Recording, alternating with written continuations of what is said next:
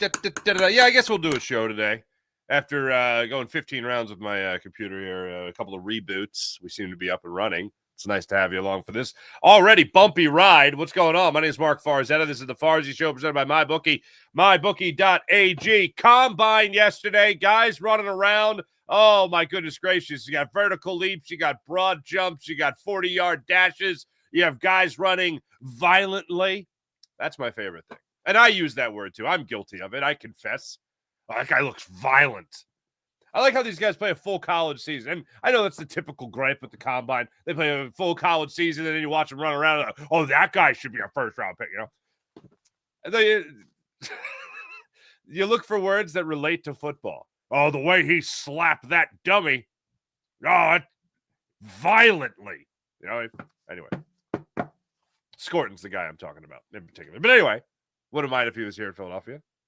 We got to talk about the Combine. I had one repeating thought. There's things that are tangible, things that somewhat matter in all this. And meeting with the tight end, the Eagles meet with anybody. The Eagles show any interest in anybody, and then automatically I go in my mind to whoever that guy's spot would be taking on the roster. And it's like, all right, well, that guy's gone.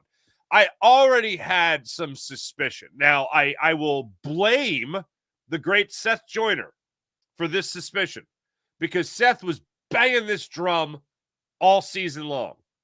And Seth was saying, I wouldn't be surprised if you don't see Dallas Goedert in an Eagles uniform next year, meaning now this upcoming season. And I thought, well, the Eagles, fortunately, because I love Zach Ertz when he was here in Philadelphia, love him as a man, too, for all the work he does in the community, still here in Philadelphia. But, you know, the writing was on the wall. They had drafted Dallas Goedert. Zach Ertz was getting up there. He had some injury problems. Next thing you know, he finds himself in the Arizona Cardinals uniform. Then next thing you know, he finds himself in a Commanders uniform. But anyway, this is the nature of the business. This is the nature of the beast. So it's not out of the realm of possibility. And the Eagles have done a great job in terms of having that tight end turnover. We talked about it yesterday. I think it was Sean Kilray in our chat talking about 30 years of Trey Thomas to Jason Peters to now Jordan Mailata. Well, Jordan Mailata's career could be over when it's over, yeah. But it's incredible when he plays through his contract. 30 years of these guys protecting the blind side, other than Michael Vick, of your quarterback. Because Michael Vick, of course, was left-handed. But anyway, it's amazing. So they've done a great job at the left tackle position. They've done a wonderful job at the tight end position. And when you think about it, even in the running back room, true, no one is Saquon Barkley other than Saquon Barkley. But you think about Brian Westbrook to LaShawn McCoy and then having fill-in guys, essentially. And then winning a Super Bowl with Jay Ajayi. Like, they always had someone at least that has been good at the running back position. And I think the offensive line has certainly had a lot to do with that. But the tight end spot they've done an amazing job with it. So who's next? Grant Calcaterra? He's got the history with Jalen Hurts. Jalen Hurts has been very encouraging of him. He played all 17 games last year in the regular season. Stepped up in the time that Dallas Goedert was out. Dallas Goedert obviously has had his own injury issues. We'll get into the specifics of that in a second. But the Eagles have done a phenomenal job of just passing the baton from one productive tight end to another. Now, I always like to just, for shock value, just reference L.J. Smith. Let's just start there for a second. And I was not an L.J. Smith fan, but I just like to mention that name. But Brent Selleck was the first that I remember coming up being like, this guy, oh, he's going to get it. He's going to be the guy that the Eagles are going to depend on at the tight end position. Then you go Brent Selleck. Then you go from Brent Selleck to Zach Ertz. Then from Zach Ertz, you go to Dallas Goedert. Who will be the next guy? And the reason I talk about the tight end is because the Eagles met with a tight end yesterday at the Combine. Gunnar Helm out of Texas runs at 6'5", 250 pounds. Good hands, very athletic, ability to block. These are all things that you know about Dallas Goedert that he could do. He is a top 4 tight end in the NFL draft. Could they be eyeing the replacement of Dallas Goedert? If it's not Grant Calcaterra, who will it be? They also met with a few other tight ends. We'll get to those names in a second. They also met with somebody that is, here's another one you're going to be hearing a lot of, hybrid safety, hybrid nickel. Again, it goes hand in hand with what are really word for word, letter for letter with what Vic Fangio was talking about in training camp. Now, this is obvious to some people, but when you hear the person that's going to be coaching these players acknowledge it, kind of carries a little bit more weight. So you've heard about James Bradbury last year trying to go from, again, in Vic Fangio's minds, these are different positions, corner to nickel. It's easier if you've been a safety or been a nickel to go to safety, or be a safety and go to nickel, because you got to play that physical role. Well, the Eagles were meeting with some people yesterday that certainly fill out that physical role, and then certainly fill out the idea of possibly being a safety or a nickel. Now, that goes into our conversation yesterday. What do you do with Cooper DeJean? If it was up to you, would you bounce Cooper DeJean to the outside, or would you keep him on the inside? The Eagles yesterday at the Combine, meeting with Andrew Makuba out of the Congo, by the way, by way of Clemson to Texas, so teammates with Helm. It was just depth, certainly. But he has been one of those guys that people have talked about leading up to the Combine as a hybrid player that can play on the inside if you need him to be a nickel, and can also be a safety. The Eagles are going to talk to a lot of people. All right, they talk to a lot of people every year, whether it's going to the Senior Bowl, whether it's going to the Combine, whether it's the individual visitations, 30-second pick. We'll see who comes to Philadelphia in terms of those individual visitations. But when it comes to these positions, it doesn't all mean that whoever the Eagles are going to meet with, automatically they're going to make those picks. I mean, I look at Quenyon Mitchell, for instance, last year. No one expected him to fall to the Eagles, and boy, did he fall. Cooper DeJean being available for the Eagles to go up and get. And just like that, you've transformed your secondary. Just like that. Does it automatically mean that whoever they meet with, they're going to draft? No, obviously not. Does it obviously mean, does it mean whoever they're going to meet with, that guy, that veteran, is automatically going to be off the roster? Absolutely not. Like I said, we'll get into the specifics of Dallas Goedert. Spring training, Johan Rojas hit a home run yesterday. That's something worth mentioning. Flyers, unfortunately, they took a loss in overtime, though, so they still get a point. Their 3-game win streak is snapped, 4-game point streak. Nice to see ya. That's still alive and well. And then yesterday I had this thought while I was watching some of the Combine coverage, and it really just, we touched on this briefly. I think the only thing I said about it yesterday was the biggest difference in Howie Roseman since reclaiming final say on the roster after the Chip Kelly era. One of the biggest things is that you're noticing a lot of guys from the bigger schools, the more notable schools, being drafted by the Eagles, which is something we just weren't used to. But yesterday I was really thinking about this because I'm watching Louis Riddick break down some of the Combine stuff. And Louis Riddick was a director of pro personnel with the Eagles for a few years. He was in Washington for a few years. And I remember just before the Eagles won the first Super Bowl, it was right after Chip Kelly. It was, that revamping period where a lot of people like myself were saying, how do you bring a guy back? Like, who is ever softly fired and then brought back to the same position a year later? Like, that's weird. I know people look at the 3 years Chip Kelly was here and he had final say. It was really that last year that was the most obvious that it was a Chip Kelly run draft and a Howie Roseman's in the broom closet scenario. So one of the things I think you could talk about during that transitional period back to Howie Roseman was who else could take over as a GM. And Louis Riddick was one of the guys that a lot of people were banging the drum for. And then even though the Eagles had won a Super Bowl a year earlier, the Justin Jefferson, Jalen Reagor draft brought back the conversation of that 1 year was a fluke. Howie needs to go. Louis Riddick needs to go. And Louis Riddick was the guy that everyone was banging the drum for to take over for Howie Roseman. And that was after a Super Bowl. And that was because of the Justin Jefferson, Jalen Reagor thing, which I kind of get the frustration. I was frustrated. I was one of the many people. I'm sure you were one of them as well. That we're talking all about, how do you make this mistake? What are you doing? You literally have Mike Zimmer on a Zoom laughing his arse off that you passed on Justin Jefferson. So I'm watching the coverage yesterday, and they cut to Louis Riddick breaking it down. I'm listening to Louis Riddick, and then it was on rotation in my brain yesterday about the incredible comeback of Howie Roseman. Pushed aside for the apple of the NFL's eye in Chip Kelly, and then brought back to the point where you win 2 Super Bowls. The first 2 Super Bowls in the franchise's history. This is insane. And what's the biggest feather in Howie Roseman's cap is that he hired one coach and drafted one quarterback that got you through 13 games that season. I think it was 13, yeah. And then that quarterback goes down, a backup that you brought back and originally were in on drafting wins you that Super Bowl. And you do it with one of the deepest rosters in the history of the NFL. Then you get back to it with a different head coach and a different quarterback. You lose. And then you get back to it with that same coach, that same quarterback, and you win with an incredible roster that you put together. The fact that you have done it with 2 different coaches, 2 different quarterbacks, is insane.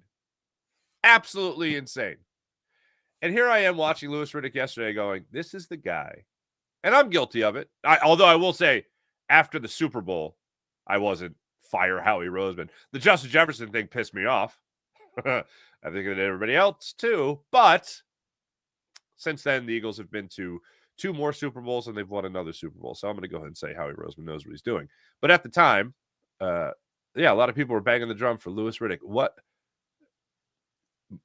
How amazing how 2 more Super Bowl appearances and 1 more Super Bowl ring, 1 more parade can really change people's minds back to this is how we do it. Really is amazing. That's where my mind was wandering when I wasn't concentrating on a guy running a 4.47, which actually that happened yesterday. Pretty incredible. But anyway, welcome to the show. This is the Farzi Show presented by MyBookie, mybookie.ag. So looking around the NFL, looking at the combine yesterday in particular, and reading up on some of the guys that the Eagles are actually meeting with. The first guy that I noticed was Gunnar Helm, again, the tight end out of Texas. Projected to be top 4, top 5 tight end, depending on how you slice it, going into this NFL draft. And once they meet with a tight end, you have the speculation about possibly Dallas Goedert, this being his final year. Now, Dallas Goedert's numbers, it's important to know. Cap hit of $12 million this season. Going into the final year of his deal, his base salary is only $1.2 million, but he's got a $14 million signing bonus in the final year of this deal. He also has missed 22 games since 2020. So we obviously, and a lot of these have been like 4-game runs, 5-game runs where you haven't had Dallas Goedert for whatever reason. I am on the record. I absolutely love what Dallas Goedert brings to the table here in Philadelphia. And I tell you guys all the time, whenever he does miss time. Now, it didn't happen this year because you had Saquon Barkley and you had this offensive line playing at an extremely high level. But in years past, you would hear guys talk about if Dallas Goedert's not playing, that means you just take some of that playbook and you just go, all right, throw out those run plays because you don't have Dallas Goedert blocking. That one too. But it was true. He's one of the best blocking tight ends the Eagles have ever had. So when you replace Dallas Goedert, you don't just think about a guy that could take a football 67 yards on a little rub route over the middle. You can't just take that into consideration. You also have to take into consideration what he can do for your run game. 30 years old. Obviously, you're going to be the wrong side of 30, as we all know, that old cliche. But you're replacing a lot if you're replacing Dallas Goedert. For the record, I am not doing anything drastic with Dallas Goedert. I'm not re-signing him to a long-term deal. I'm not releasing him. Dallas Goedert will be on the Eagles in 2025. For the 2025 season, you will see Dallas Goedert lining up at tight end. Grant Calcaterra will also be here. I would love to see more depth at that position because of the unfortunate factor that Dallas Goedert seems to miss a lot of time. But when you talk about talent and when you talk about when he's on the football field, how much better your offense can be.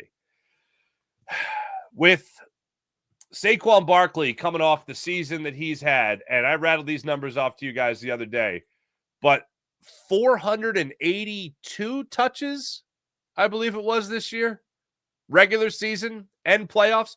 482 touches for your man Saquon Barkley. You're going to need everybody still clicking on all cylinders. Consider me a worrywart. If I have an offseason concern about anybody on this team, it's Saquon Barkley. And I know that might be bonkers after the season he had, but I have to consider the workload he's had. And the guy that's chirping, the name that is in the back of my head when it comes to workload as a running back is DeMarco Murray, who had 420 carries. Good God. I think it was 420 touches, as a matter of fact, for the Cowboys that year before Chip Kelly went banana sandwich and brought him here where he was terrible. And just that he was cooked. Now, Saquon Barkley, one of the big things I go to is a split that Pro Football Focus always keys in on. And it's yards before touch. He doesn't get touched. So that helps. He's just running sprints, basically, a lot of the time, which is great. But 482 touches, regular season and playoffs, that's a hefty workload. On the positive side of that, again, 2,800 yards for Saquon Barkley with 20 touchdowns. I bring that up because I still think even with a dominant offensive line, Mekhi Becton goes. If you move on from Dallas Goedert, which, again, I don't see happening, those are two guys that I really trust getting in the way of people before they touch Saquon Barkley. I try not to be afraid of numbers, but I try to respect the situation. 482 touches is a number that definitely raises your eyebrows a little bit. How many running backs could do this again? Put the offensive line in front of him, bring back Mekhi Becton, Dallas Goedert still here. Oh, Saquon Barkley could have a pretty good chance of doing that. And then you also get into other aspects of it. If you're trying to save Saquon Barkley a little bit from last year to this year, do you see an uptick of throws from Jalen Hurts? My point throughout last year was I have no concern about Jalen Hurts. I don't think about him losing the Eagles a Super Bowl. This is before he actually won the Super Bowl. I don't think about him. Oh, he's got to make a clutch throw. Oh, intercepted. Oh, this is terrible. No, not a concern. He was shifting to one of the most, and now the most dominant forces of the 2024-2025 NFL season. Saquon Barkley behind this offensive line. I'm fine with it. Completion percentage, career high, matching career high in yards per attempt this season, matching a career high in in passer rating. I had no concerns about Jalen Hurts, especially once he finally corrected the awful turnover run that he was on. I think I counted 30 turnovers in 22 games. Before about week 5 is when he started to turn the tide of that. So that was all great. But will you see more production? My gripe last season was, I know it's great to use Saquon Barkley as much as you are, but do you ever want to be last in passing in the NFL in terms of production, passing attempts? Because I think you also want to spell Saquon a little bit. So that is a concern, something I'm going to respect going. Am I terrified of it? No. Does it mean the Eagles are going to have a horrible year and Saquon's not going to have a great year in the upcoming season? No, absolutely not. But it's something that I at least will respect. Something I'll respect. But the point overall being, back to the tight end spot, I'd like to have Mekhi Becton back next year. I still think Tyler Steen can play, but I know Mekhi Becton can play at an extremely high level. I'd love to have Dallas Goedert back next year. I think you're going to have Dallas Goedert back next year. I don't think you're going to see any reworked deal. I don't think you're going to see a contract extension. I think the Eagles, again, going back to Howie Roseman's point of, Tuesday he addressed the media? When he talked about you got to take from one area to add to another. Well, yeah, maybe guys that would get reworked or guys that would get extensions, I should say, aren't going to get those extensions just yet, because they want to make sure that Zach Bond is in the middle of that defense again for the upcoming season. Other tight ends that the Eagles, by the way, met with the kid out of Clemson, Brigingstool, met with Oregon's Terrence Ferguson, Nebraska's Thomas Fedone. So, yeah, there seems to be interest in the tight end position. The other name that I found was interesting, and I was reading about this yesterday, again, is Andrew Makuba. Played 3 years at Clemson, I believe it was, 1 year at Texas. Safety, nickel, hybrid. The reason, of course, this raises my eyebrows is the question of Cooper DeJean. Now, let me know in the chat. We got into it a lot yesterday. What are you doing? Keep Cooper DeJean inside, move him to the outside. Figure Darius Slay's not here. Do you move him to the outside? Do you then have Eli Rogers outside taking over for Darius Slay? Do you have Keely Ringo taking over for Darius Slay? Are you drafting the replacement? Are you signing a free agent? What's the decision you're going to make when it comes to Cooper DeJean and where he plays? I'm of the school, pretty damn good as a rookie on the inside. I think he can handle the outside, but he's great on the inside. I know that. Let's stick with that. In case of emergency, break glass and move him to the outside. But as of right now, I ain't changing anything. He's staying. So that means who's going to be playing on the outside? Who's the other Quenya Mitchell in this scenario? I tend to root for guys that have been here. I'd love to see Keely Ringo get another shot at that. He didn't have a phenomenal year by any means, but he rarely got the opportunity. So I'd love to see him get that shot. It was interesting. Earlier in the season, you saw Keely Ringo, for instance, in Brazil. Darius Slay, I think, came up lame.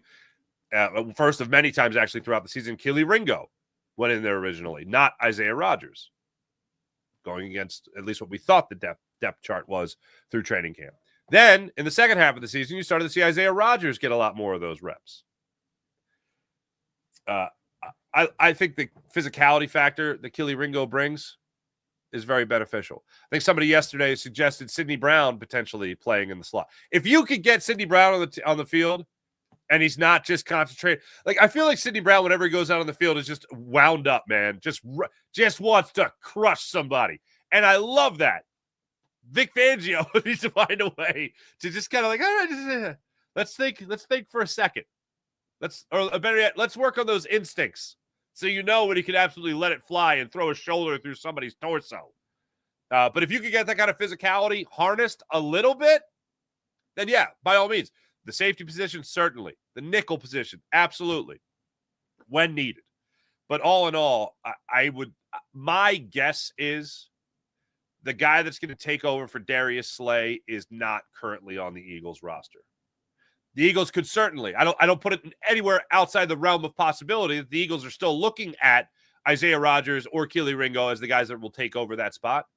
But if I had to bet, I am leaning towards 65, 70%. The guy that's going to take over for Darius Slay is not currently on the Eagles roster. With that being said, watch in the next month it come out that the Eagles signed Darius Slay to a contract extension. I don't think that's happening. I don't know anyone that wants that to happen, by the way. I feel like once Darius Slay says, oh, yeah, I know I'm not back next year. Like, I want to play one more year, but it probably won't be here. Once he says that, it's like, yeah, he's probably not going to be back next year. So what do you do there? Also, the thing I do love about this Makuba kid out of Clemson, well, Texas by way of Clemson, is he does seem to have really good instincts. Just popping in some highlights of him. Like, he really reads the quarterback's eyes well. He's also not afraid to step up to that line of scrimmage at all. I mean, you talk about a guy being a hybrid. It seems like an obvious thing you could say. But when you actually watch him, he's got great instincts. I was reading about him. His family survived the Congo and fled. Like, when you got that in your bones, that's a much more serious thing than football, obviously. But you know you ain't going. Like, here's why I always kept faith in Nakobe Dean. Now, I'm not saying Nakobe Dean survived the Congo, but I learned about Nakobe Dean's background, and when he did SkyDrive with us 2 years ago now, he was telling me about just like how his mom was like, no excuses, no BS, you know? And you can't have it easy when you got a mom like that. And if that's your background, imagine going home and complaining about something that happened to you at school. Imagine going home and complaining to the people that fled the Congo about how your one teacher was mean. Like, oh, really? Okay, yeah, complain to me. I brought it up to N'Kobe Dean. I told you guys before, my grandfather was in, well, like a lot of people's grandfathers, was in World War II, but his ship got torpedoed. Like, go home, and I lived with my grandfather for a year, and my grandparents for a year. Go home and complain to them about your rough day at school, and then you're my ship got torpedoed. I'm sorry, your classmate didn't say thank you. Like, whatever. Like, just something minuscule to them. Like, players that have that kind of family background, like Makuba, for instance, like, you ain't going home and having it easy. You have to work your ass off. You're used to being called out on your BS. Like, I like that in a player. And I like the fact that he could add a lot of depth to this Eagles secondary, especially if you don't know what's going to be happening with Sidney Brown, who also has injury problems, especially if you don't know the after 2025, what's going to go down with Reed Blankenship. I like the depth move if that's the direction that they end up going. One other thought I had yesterday, actually, when I was watching all this, was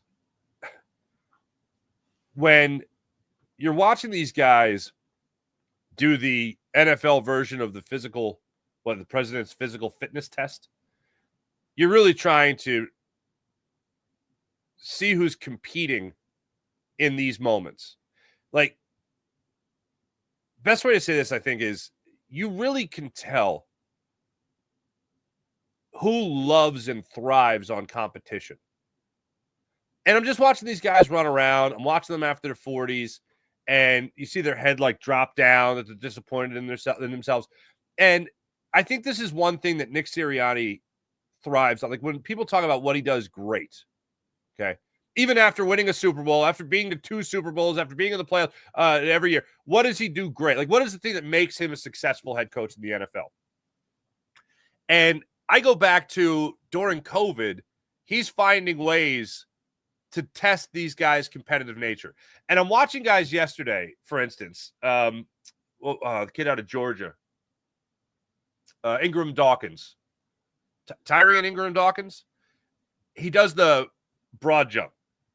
And he's the first guy since Jordan Davis of your Philadelphia Eagles to go over the 10 foot mark. He went 10:04 yesterday. Jordan Davis was, I think, 10:01, if I'm not mistaken. But you see him do that, and he's like excited that he did it. Like, you see like a little swagger in his walk.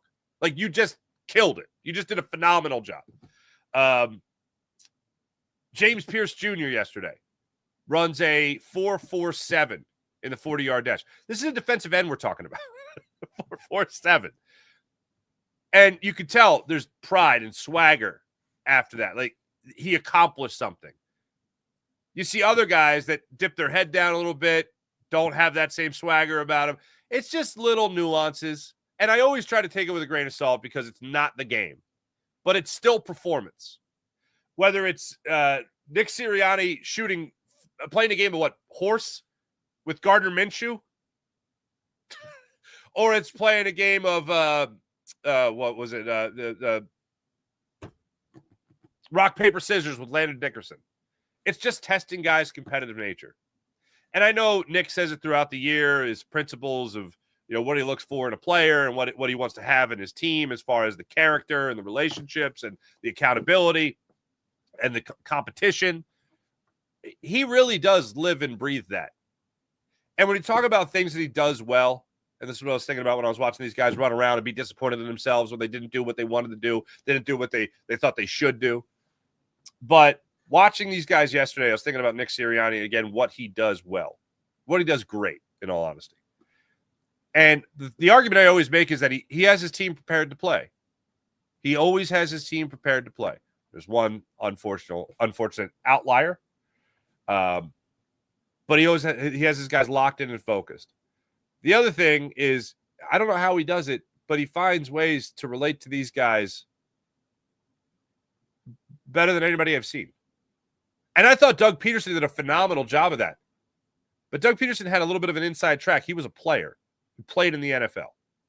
Nick Sirianni didn't do that. And Nick Sirianni, he was a D3 college level player, wide receiver, stud wide receiver, right? But he didn't play in the NFL. He finds a way to tap into these guys to get them the most competitive, whether it's having them close their eyes before the Super Bowl in a team meeting, the last team meeting, I think it was at the NovaCare Complex before they went down to New Orleans. And he said, think of the play. Think of who was there. Think of a play you made. You think about who was there, your teammates, how the play developed, how you made the play. Has these guys literally close their eyes in the team meeting and envision that moment? Because he thought that would be the way to tap into him, to get the best out of him. Go back to the flower power speech where, myself included, everybody said, nope, this guy ain't it. And somehow this guy was relating to that locker room. I think it was week 2 after the loss to the Falcons, where they went into the locker room and they were asking about Nick Sirianni and all that. And remember, there was a weird thing there after the game where Nick Sirianni was like, oh, yeah, Kellen called that play. Like, it was just odd, the play to Saquon Barkley. It was just odd to hear a coach say that when usually they just take it on the chin and just say, oh, yeah, that was on me. We liked what we saw there, and blah, blah. We didn't get that. So that led to some criticism. The decision to do what they did there led to some criticism. Because either way, Nick Sirianni, I'm sure, is still in on what they're going to do in that situation as a quote-unquote offensive-minded head coach. But he took some flack for that. And then you go into the locker room, and Chauncey Gardner-Johnson, a guy who is not afraid to be critical, is talking about how much he loves Nick Sirianni. A guy like Saquon Barkley comes to Philadelphia, and he's like a pull-string toy. It's every time you hear him talk, he's like, well, you can't be great without the greatness of others. And he got that from his head coach. Like, right away. Saquon Barkley is taking to what Nick Sirianni is preaching. Like, there's something he does where he finds that competitive nature, and he just fuels it. He finds the right button to push. When I think about great coaches, like one of my favorite stories is about Bill Parcells. And Bill Parcells would talk about, there's 2 different kinds of players. And mostly he'd be talking about Phil Simms and Jeff Hostetler, the starting quarterback and the backup quarterback that also won a Super Bowl, by the way. But about how you coach those 2 players. And he would talk about how Phil Simms was the kind of guy that's the, damn it, Phil, get your helmet, get your ass out there on the football field. Let's go. And Hostetler was like, hey, man, that was a great I know you missed, but it was a great throw. You did a good job on that throw. You made the right read. We just got to make the throw. And it was like just 2 totally different personalities and the way you would manage it. Now, part of it has to do, you got Phil Simms, and then you got Jeff Hostetler. So you might be a little more kid glove with one rather than the other. But he just knew those are the types of ways you had to coach those 2 different players. And he had different players like that throughout his career, throughout his coaching career, no matter where he was. Nick Sirianni seems to understand that in a much different way, where the bottom line is he's always going to be the same, but what he is going to say, how he says it is always going to be the same. What he says might be different, depending on what player. And I think that's also what great coaches do. So I know when people look at the schematics of it and they try to break down the X's and O's, yeah, maybe not the best thing for Nick Sirianni. But when it comes to getting the best out of your players, that's probably the best that Nick Sirianni does. And I was thinking about that yesterday. How is Nick Sirianni watching this? Who is he looking at? Who is he impressed by?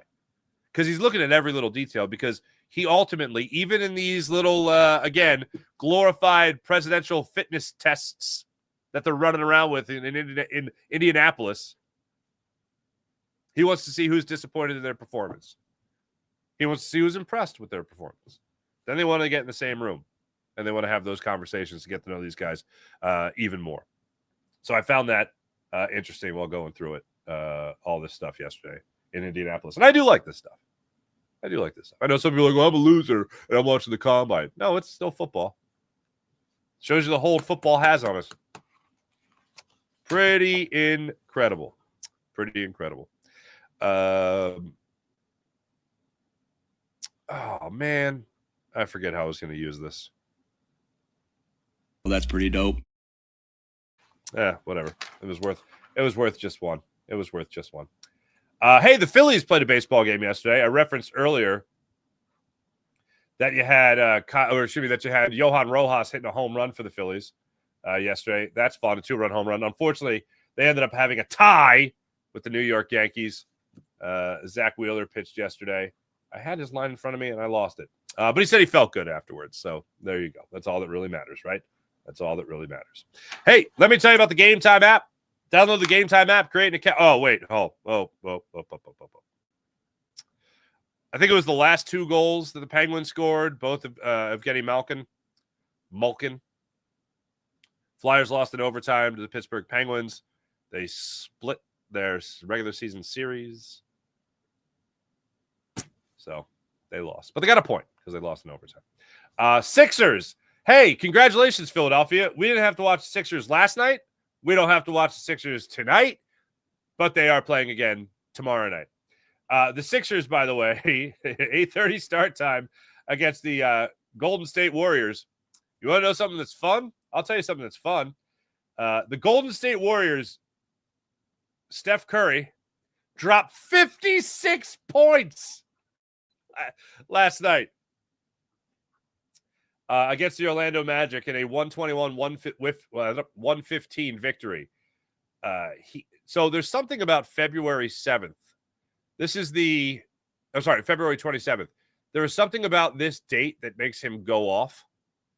And it's like he scores 40, 50 points on this night for the last 3 times, or 3 times in his career he's gone off on this particular night. Steph Curry, 56 points last night. He was 16 of 25 shooting.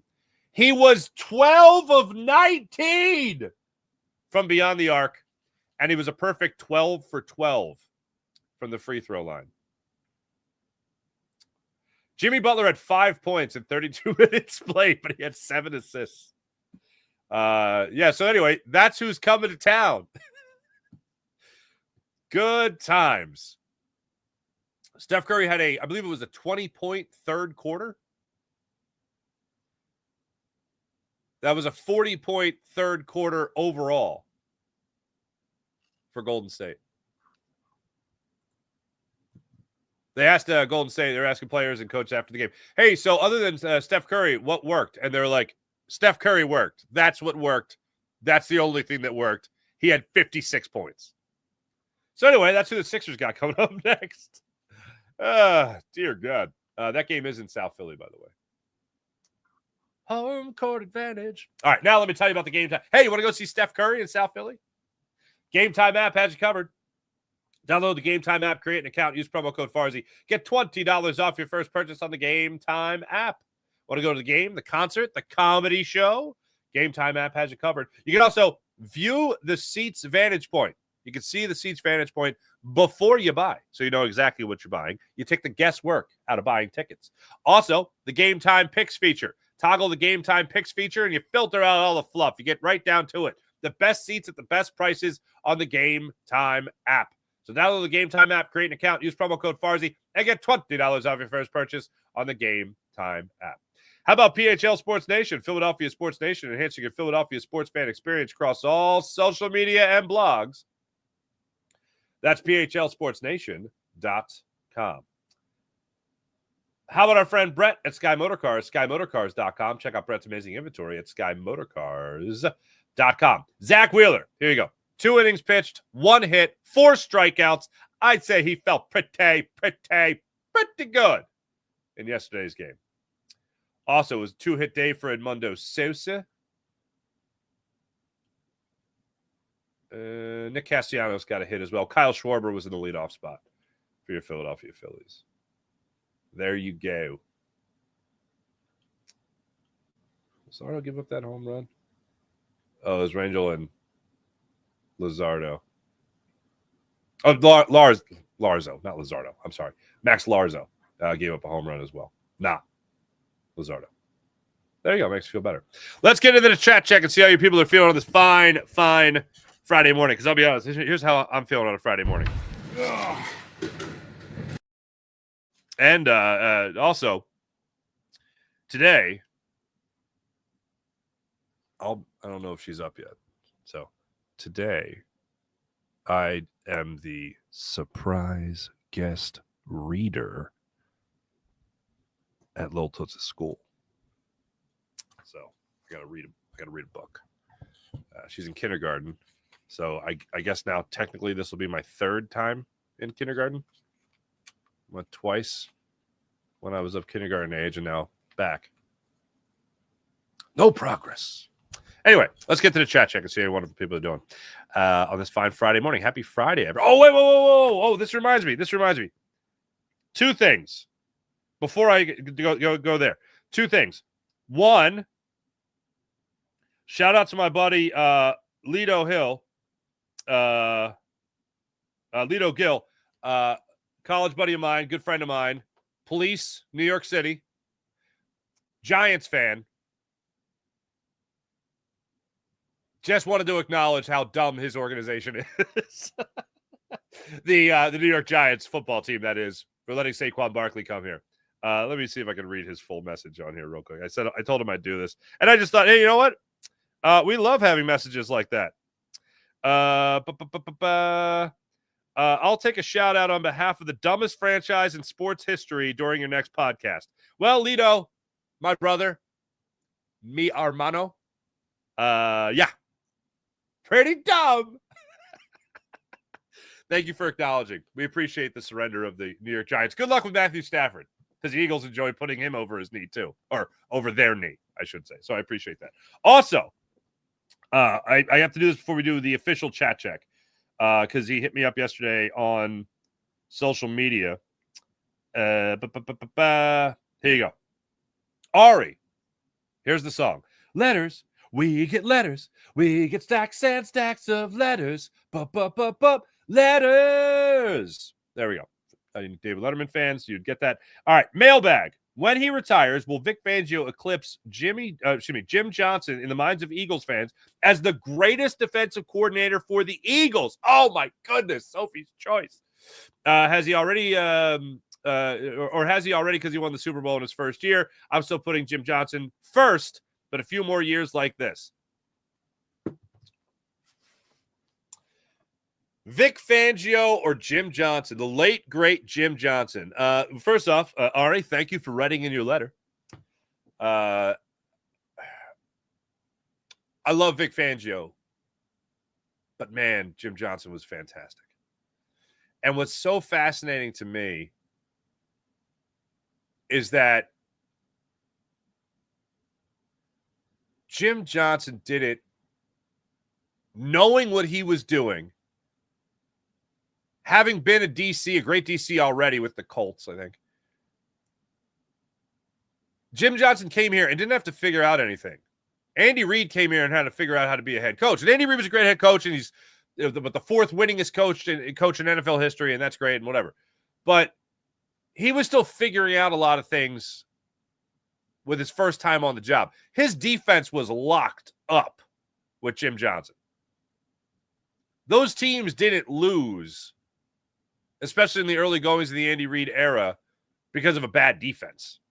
Those teams lost because their offense wasn't clicking into high gear. They're personnel-wise. Okay.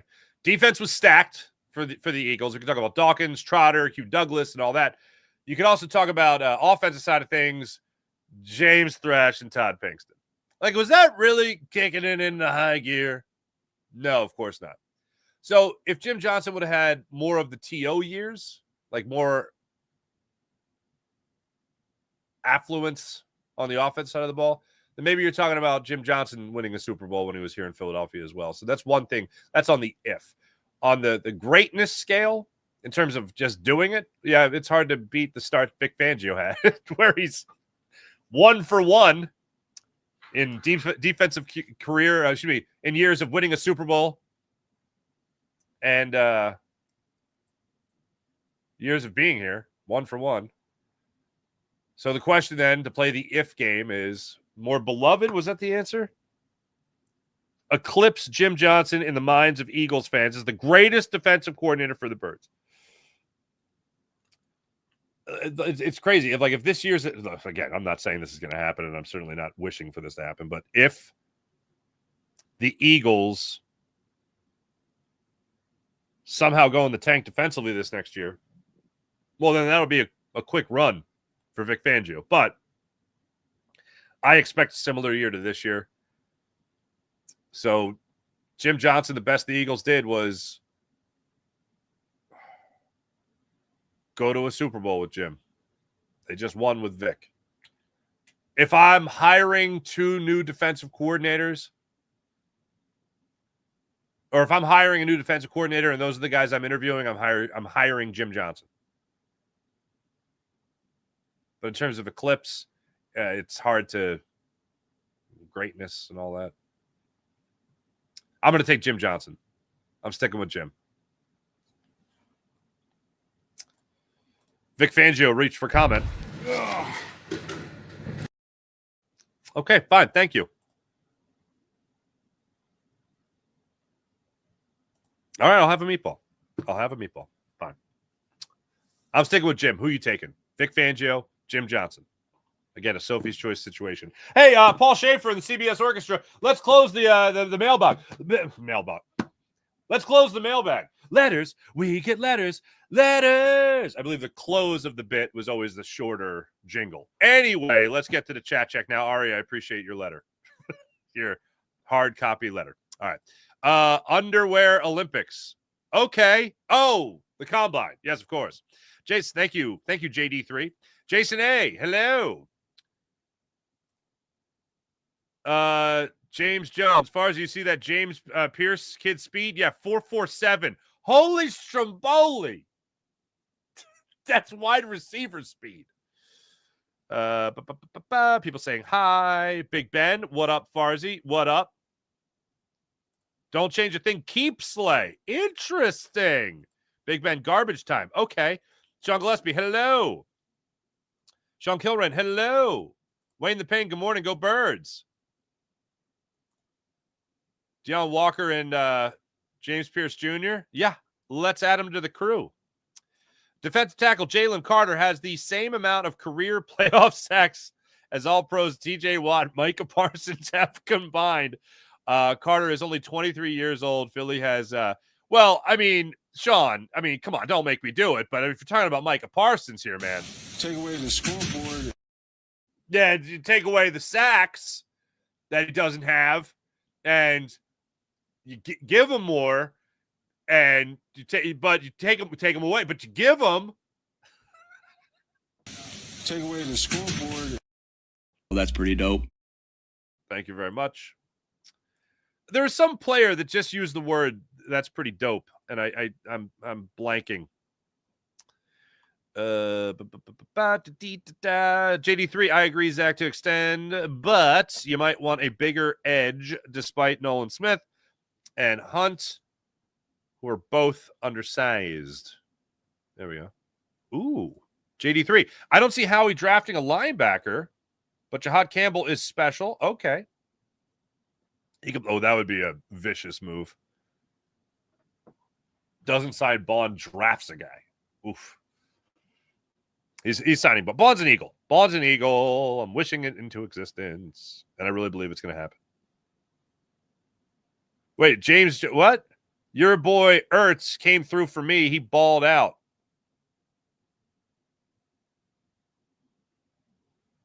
How? When? Are you?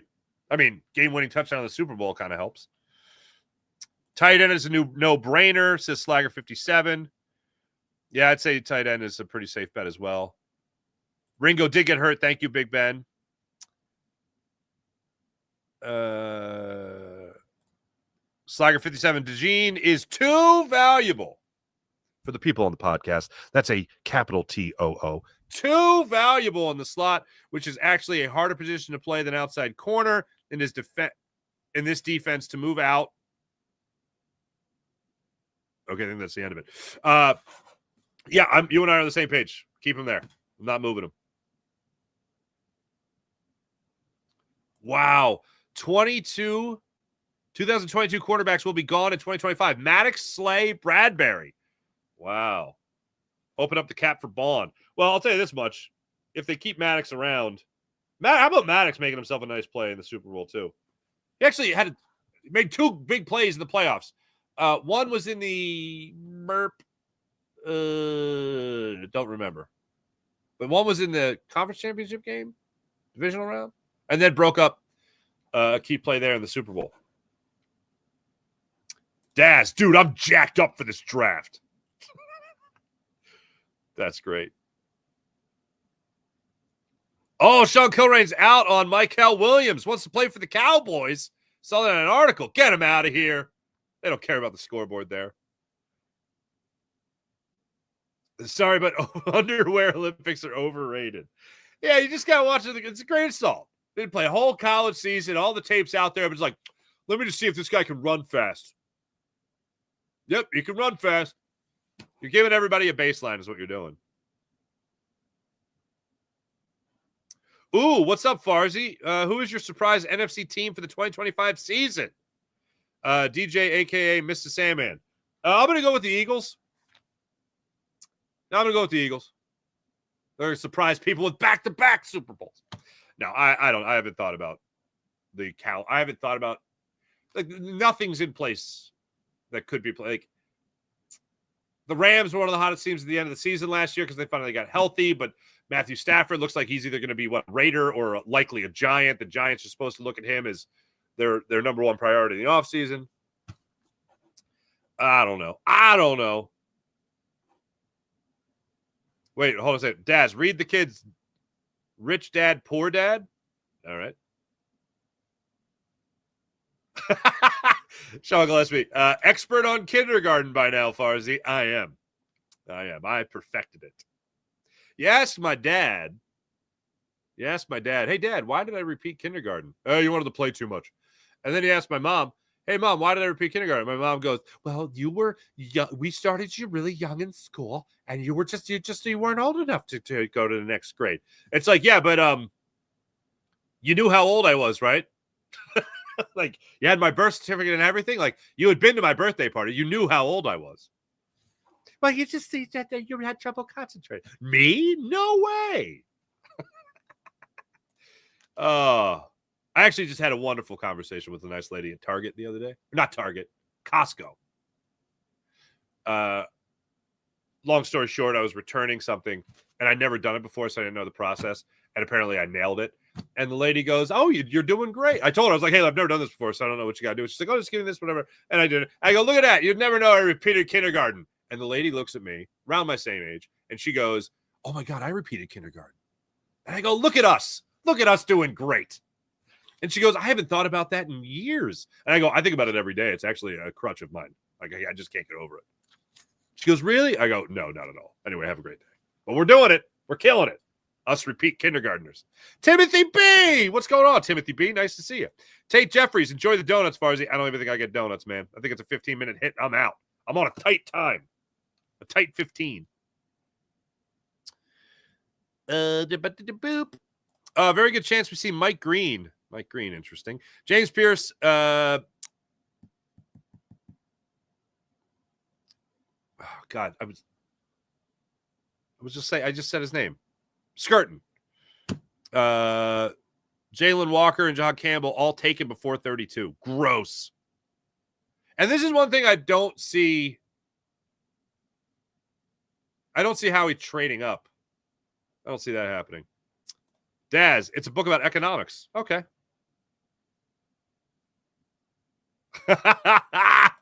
Farzi needs to keep up the community service to get Philly Podcaster of the Year. Thank you, Wine-Niners. Why? Oh, hey, Big Ben, repeat kindergarten. What's up, my brother? To hell with staying inside the lines. I make my own rules. There we go. Big Ben, I've been salty about repeating kindergarten for 40 years. I'll tell you the moment. If you've never heard me say the moment before, I remember we lived a brief period of my childhood in 2 years. My 1 year of preschool, I made it through that, no problem. 2 years of kindergarten were in Rochester, New York. Yeah, like my wife, a Slagger 57. You didn't go to kindergarten. My wife skipped kindergarten. She didn't need that. But I remember I had my teacher at what was it? St. John of the Cross in Fairport, New York. We moved from Ambler up there, which was the other side of the world, you know. And I remember Mrs. Condon was my kindergarten teacher for both years. And she came over, and I'll never forget as long as I live. She had a little piece of cardboard, okay? And it had a picture of a shoe on it and had 2 little pieces of yarn. And you had to tie the shoelaces. That was one of the tests. And I remember we sat in a circle, and I was like, "Oh, she's coming to me. This is going to be a problem." And I remember she goes, "Okay, Mark, tie the laces." And I just was like, and I remember looking at it, and it looked like just 2 pieces of yarn were just thrown over her hand. You had to tie her hand in the laces. So I'll never forget the sound she made. And she was a sweetheart of a lady. And I'll never forget, she looks at it, and she takes her pencil. She has her little clipboard she's making grades on. She's just like, ugh, just like that. And as she walked away, I said, you forget about the scoreboard. No, I didn't say it. I said, I think I'll be seeing her next year. I remember thinking that as a little kid. And hey, second year of kindergarten, crushed it.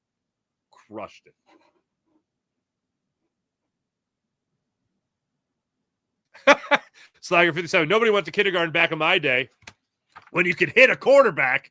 I love that. Oh, wait a minute. Danny Prado. I went from pre-kindergarten, then to kindergarten, 2 years of hell. Isn't it great that we have these moments? Isn't it great that we can all laugh about this? Big Ben traumatized. That's hilarious.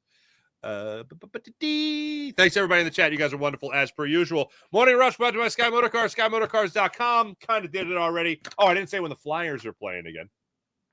Sixers are playing the Warriors tomorrow night. Flyers are back at it tomorrow night at 7 o'clock in Winnipeg as they take on the Jets, looking to bounce back from their 5-4 loss at the hands of the big meanies. Matvei Mishkov, by the way. Okay, Mishkov had 2 goals and an assist last night. That's pretty good. Yeah, he's pretty good at hockey. All right. Thanks for watching. Thanks for listening. I'll be on Locked On Sports Philadelphia tomorrow night after the Sixers and Warriors play. So make sure you guys catch me on Locked On Sports Philadelphia. Thanks for watching. Thanks for listening. My name is Mark Farzetta, repeat kindergartner. Be back with you guys tomorrow night after Sixers Warriors on Locked On Sports Philadelphia. Oh, Sean Kilrain, Jim Johnson all day. There we go. We're on the same page here. Have a great weekend if I don't see you Saturday night. My name is Mark Farzetta. Have a great rest of your day. Make sure you guys like and subscribe to the Farzy Show YouTube channel. Make sure you guys like and subscribe to the Locked On Sports Philadelphia YouTube channel. Make sure you guys like and subscribe to the Jacob Media YouTube channel.